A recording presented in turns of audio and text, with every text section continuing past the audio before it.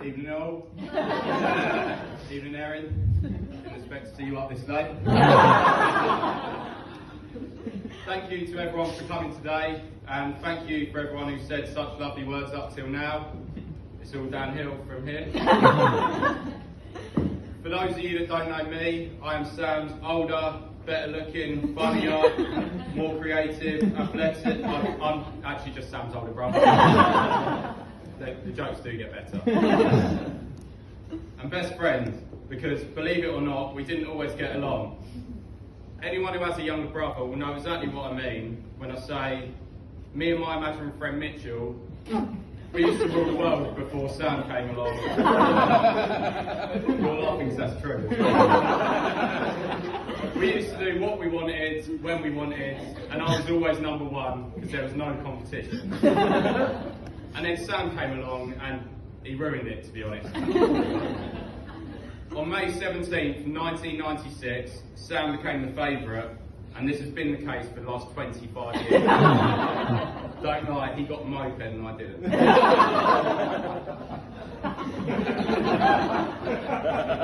Seriously though, he used to do things like, he'd hit himself in the head and start crying and just to get Mum to tell me off. And it was only when she saw him through the window hit himself with a frying pan and start crying, she saw what an ordeal I'd been through. You would have thought this would be enough to make me the favourite, but it wasn't.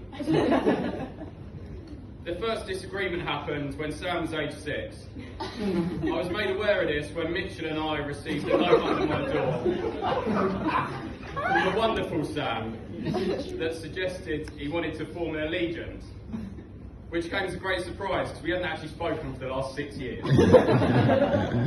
It read, "Mum is being a pan, don't talk to her."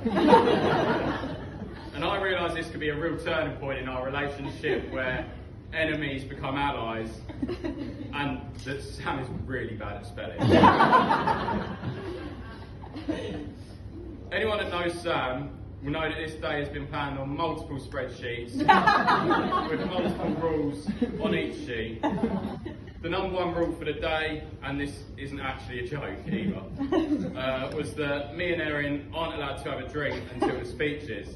So I know we have broken it already, but I have brought you.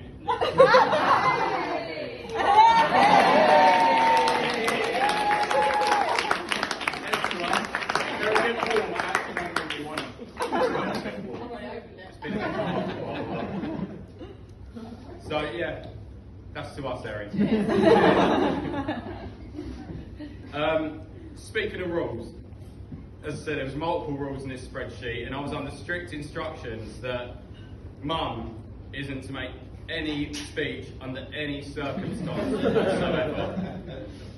But I have got a beer now, and I'd really like to enjoy it. So, Mum, would you mind?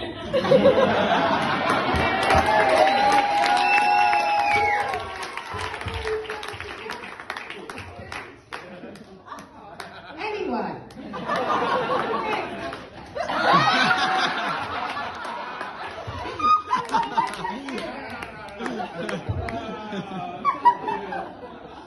Maybe I actually need that.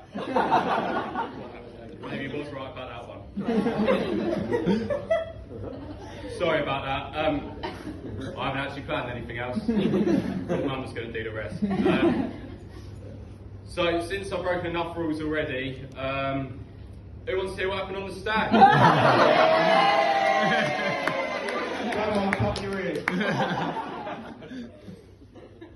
No, I won't do that. I know it's custom to tell embarrassing stories about the groom, but I hate cliches, so let me tell you an embarrassing story about the bride. Don't, Erin, it's not going to be about the time you fell in the neighbour's pool. A lot of you know that I knew Erin before she met Sam. But what a lot of you won't know is that I met Ian and Julie before Sam. Little did I think that night that I carried her home from Forum. She would be my future sister-in-law. But I am so grateful that she is, because I am no longer the drunkest at parties.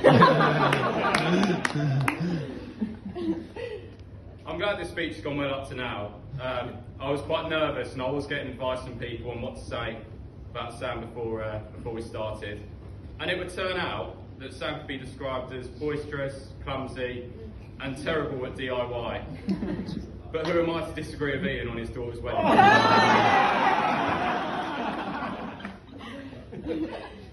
All jokes aside, I am really happy for the pair of you, and you really do complete each other, and I wish you a long and happy life together.